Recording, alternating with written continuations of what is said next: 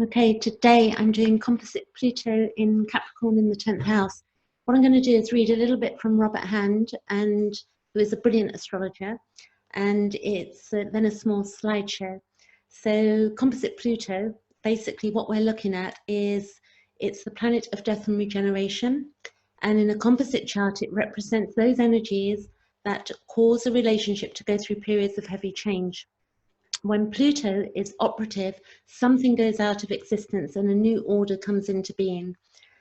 Its action is absolutely essential to prevent the stagnation that occurs when an old way of life has outlived its purpose. The old must be cleared away to make room for the new state of being that will follow. When dealing with Pluto, you must let go of whatever is going through the Plutonian crisis. If you try to hold on to something that is properly dead, and you will not succeed in saving it. You will only make the situation worse. So we can see that, like, if we hold on to maybe a relationship, a job, a car that's had its days, and that we hold on and hold on, eventually it's just going to pass out of existence and we'll be forced into letting it go. So Pluto operates with such tremendous power that it may be divorced from its death and regeneration aspect and be experienced purely as power. And what we've got to remember with power, we can have power that's very forceful, or we can have power that's very much inner and, you know, helpful to humanity. So we've got to look at how we use our power as well. The power results from inevitability of Pluto's transforming quality. The transformations ruled by Pluto are those that arise from the very nature of what is being transformed. Its effect is much an integral part as an entity as an object's weight, size, and color. Every living thing contains a set of circumstances that will eventually bring about its fundamental changes, including the death and its death. The power of Pluto comes from within. So we can see that even with the seasons, you know, like, well, you know, going from winter into spring and then summer and then the fall again.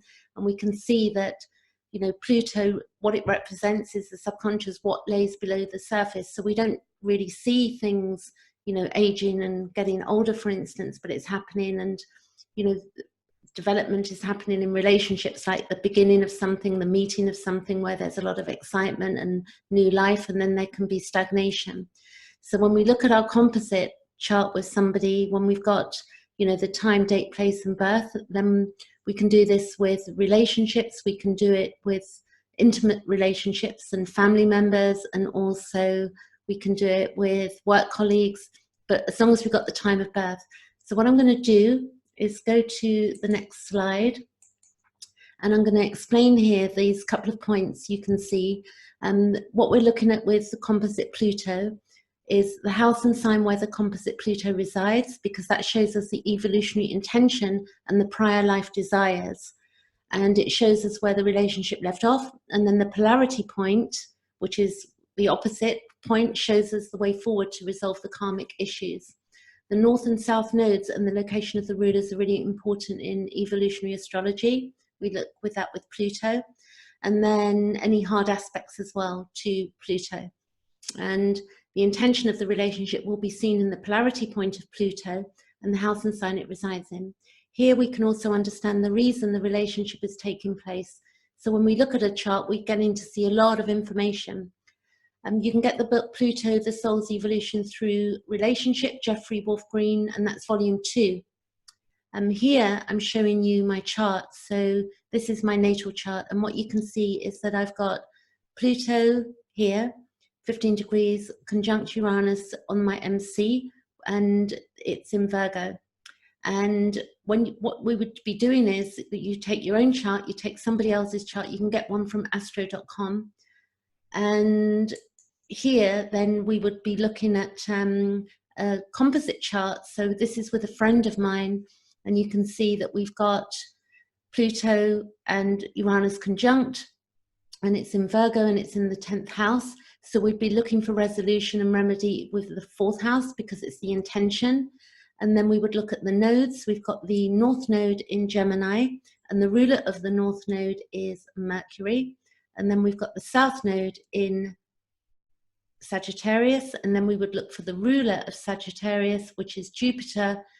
And from that, we delve in deep to see what's going on. And then we'd look at the aspects to the planets and the rulers, etc. Next, right, I'm going to read to you now what it means if you've got composite Pluto in the 10th house with a person that you know. And what we will do then is, you know, basically, as I explain, you'll be able to understand your own situation going on with somebody else. So basically, the composite Pluto in Capricorn or the 10th house, it's about family dynamics and the impact of them. It's about the impact that family dynamics have had on each individual within this relationship. And it's to recover and for the healing to occur. So it's to recover and for healing to occur from displaced and unresolved childhood emotions. And both people may take the parental role, bouncing back and forth to resolve the old childhood wounds. It's linked as in past lives, it's siblings or parent and parent-child. There can be varying traumas and security and power struggles that have gone on. There would have been maybe manipulations and judgments and control from the past. Here we're examining all judgments. Judgments are part of our consciousness to make choices. So we, you know, people can say often in life, you know, it's wrong to judge. But if we don't make judgments, there are healthy judgments and unhealthy. And as we develop our ego and we evolve, we get to see, you know, what's what. And here it's about patterns and beliefs that cause our judgments to be impaired and negative judgments. So, you know, there can be positive judgment and negative judgment. Here it's about undoing the damage to rebuild a new self-image that is positive and release all guilt and anger. And also this can be about switching roles, old roles that are outdated, getting in touch with the inner male and female, which Carl Gustav Jung would have said the anima and the animus, which is beautiful work, Carl Gustav Jung. Here also we've got a process is occurring of ending the journey on Earth together, so new cycles are created and a new way of being together, or a new way of being together. So it's not one or the other, and it doesn't mean something's over, it's just that we're all on a soul journey. What we would be looking at then is to the polarity point, which will be the 4th house. So you've got the 10th house and then you look to the 4th.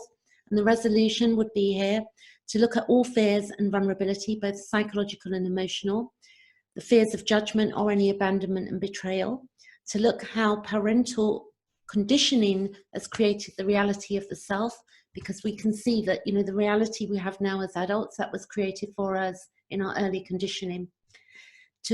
Here we need to create one's own identity and reality that reflect the true inner world, and to come out of hiding and to become assertive and to resolve and release fears and to release repression and to learn to do this individually. So both of you would be doing this individually if you've got this with somebody else.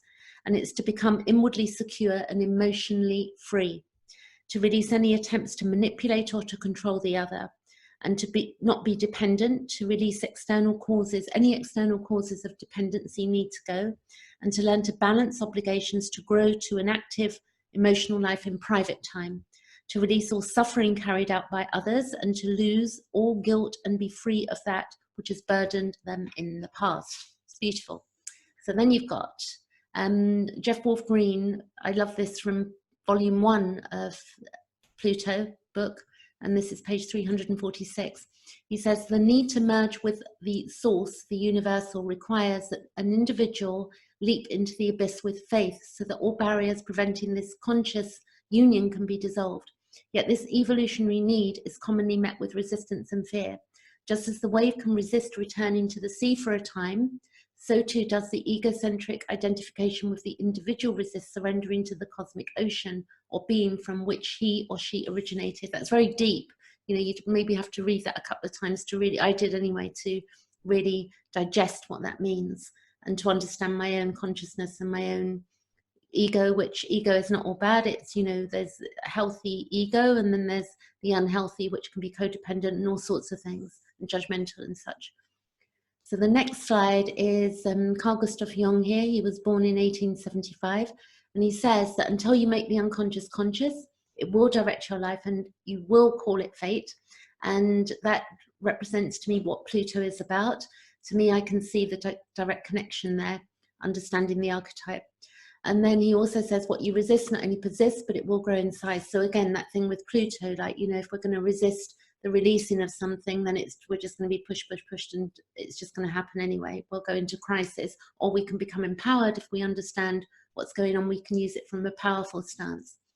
That's it. I do readings, so you can book me. You can see my link below the video. You can book me. And if you've got any questions or you have this, then leave some comments below. Thanks for watching. Catch you in a couple of days with Aquarius.